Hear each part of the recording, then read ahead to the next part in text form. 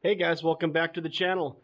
So today what I'm going to do is I'm going to do a tutorial video on how to replace the valve body wiring harness on a Kia Spectra. First thing you're going to want to do is take the pan off. As you can see, these are all 10mm bolts, and you can count how many there are. There's also 3 10mm bolts to hold the filter on. It just pops off. Be careful when you take the filter off, because fluid is going to come out of the hole when you take that off. Just to beware. And all right, and let me get a light under here so I can give you a little better idea of what's going on. So the next thing you want to do is take this gold nut loose. You're actually going to want to take it off, and then take the shift. This is the shift rod that goes through the transmission, and this is what shifts the transmission side of the valve body. And then go ahead and remove both of these. I'm going to try and not lose them into the dirty oil. That would not be cool. All right, fantastic. So the next thing you're going to want to do is to disconnect this harness. Undo this little doodaddy right here. And then all of these 10mm bolts need to come off. Now keep in mind that some of these are not the same length as the others.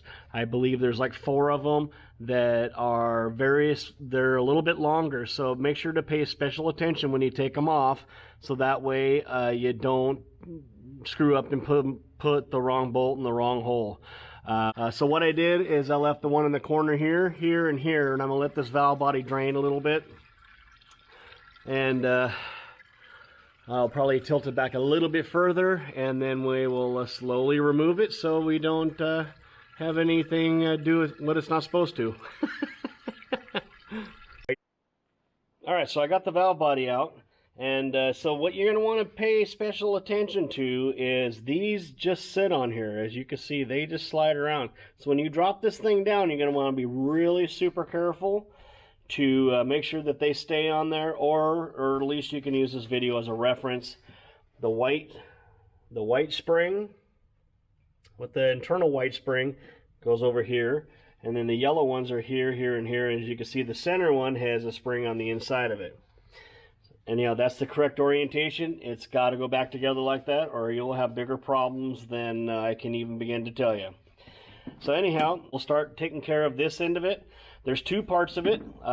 As you saw when I had the valve body in the transmission, there's this half of it, and then the other half of it's here, this half, and then it clips up inside the bottom of the, and that's the plug where it plugs into the outside of the car.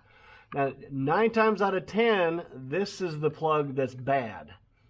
So if you're trying to cheat at home and just buy one or buy the other, this is usually the one that's bad, but I would just recommend to change them both, because at the end of the day, if you're going to rip this thing all apart and just change one of them, that'd be kind of silly. All right, so when putting this back together, I didn't video it because there was a lot of stuff going on, but the 3 springs and cups, and then the one over here, they don't stay on this valve body for shit. So what I ended up doing was taking the tranny jack, and I got the valve body up here really close, and I put all 4 of them in there, and then of course you got the shift rod that you gotta screw around with too, and that way they don't fall all over the floor and shit don't come disappearing. So that's a little tech tip for you.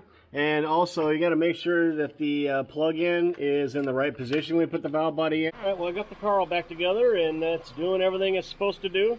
So the last thing I wanted to go over was the kind of fluid to put in here. A lot of companies call it Global. This just happens to be O'Reilly's. They're not a sponsor or anything like that, but a lot of the Global will cover a lot of it. And this particular one takes the SP3 is what this calls for. So right now I think I'm up to 4 or 5 quarts since I emptied the valve body, and of course emptied the pan and cleaned everything up. So anyhow, I just wanted to go through that real quick and let you know what kind of fluid it takes. Alright guys, well thanks a lot for watching. Another successful little side gig here that I actually did a video on, and anyhow, so I appreciate you watching my videos, and if I didn't say it before, make sure to hit the like and subscribe button. It helps my channel out a lot if you could do that. and we'll see you next time.